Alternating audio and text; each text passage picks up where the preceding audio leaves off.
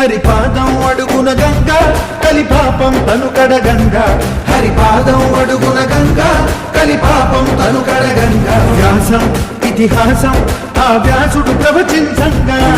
ఖండం గణపతిదై కురు చరితము విరచించంగా యజుస్సామను అథర్వ శాఖలుగా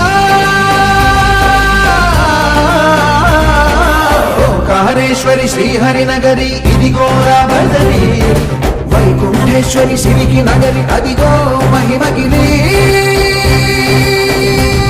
నీ కొండపై పాదండగా ఆ విష్ణు పాదమే వెలసింది వేదాలనే విభజించిన శ్రీ వ్యాసపీఠమై విరిసింది